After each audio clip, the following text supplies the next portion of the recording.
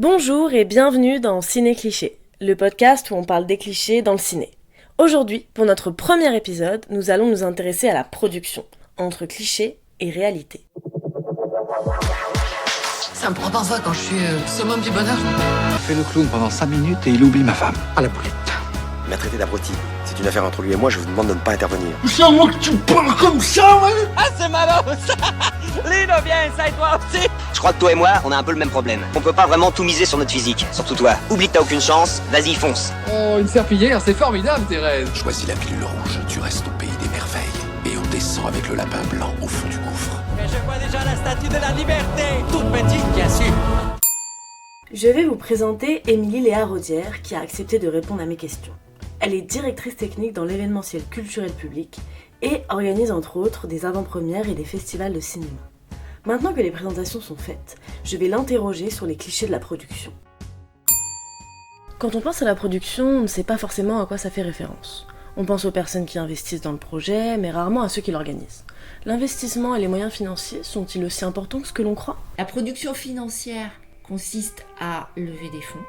On lève des fonds à partir d'un projet ou à partir d'un nom. C'est le producteur qui va chercher les fonds, mais qui ne le fait pas du tout tout seul. Le producteur, il a cette espèce de concept de réalité dans les mains. C'est quand même un travail commun. Intervient à ce moment-là le directeur de production. C'est le porte-monnaie. Il faut qu'on arrive à faire en sorte que ce projet se réalise avec l'argent que le producteur a trouvé.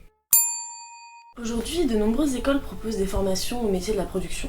Selon toi, sont-elles nécessaires ? Ces métiers étant des métiers de terrain, l'expérience prime-t-elle sur la connaissance ? Dans les métiers de production, il y a une partie technique qu'il faut apprendre. Comment est-ce qu'on va lever des fonds, auprès de qui ? Quels sont les types de budgets ? Par ailleurs, faire des études, ça aide à organiser le cerveau. Le terrain, il est essentiel parce que c'est là que tu vas apprendre. Mais ça, c'est tous les métiers du monde. Comment est-ce qu'on s'inclut dans une équipe ? Comment est-ce qu'on travaille avec les autres ? Mais dans les métiers de la production, on a une partie qui est vraiment une partie bureau.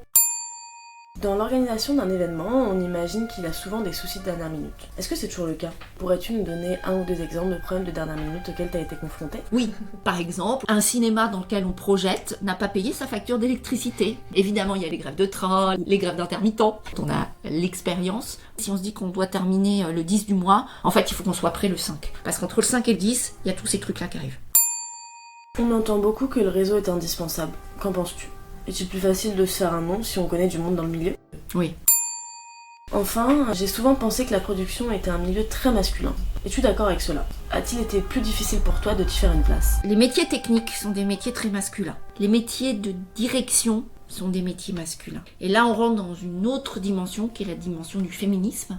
Encore aujourd'hui, quand on doit avoir un métier qui est un métier dit à pouvoir, les personnes attendent de nous qu'on se comporte comme un patron, pas un patron. Moi, j'ai commencé en direction technique, basée sur « ok, on se fait confiance les uns les autres », qui est quelque chose d'un petit peu plus féminin. On y arrive de plus en plus.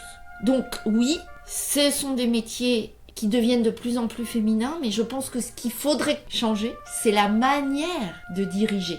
Merci beaucoup Émilie, et merci à tous de nous avoir écoutés. Je vous dis à la semaine prochaine pour un nouvel épisode de Ciné Cliché. Ça me prend parfois quand je suis summum du bonheur.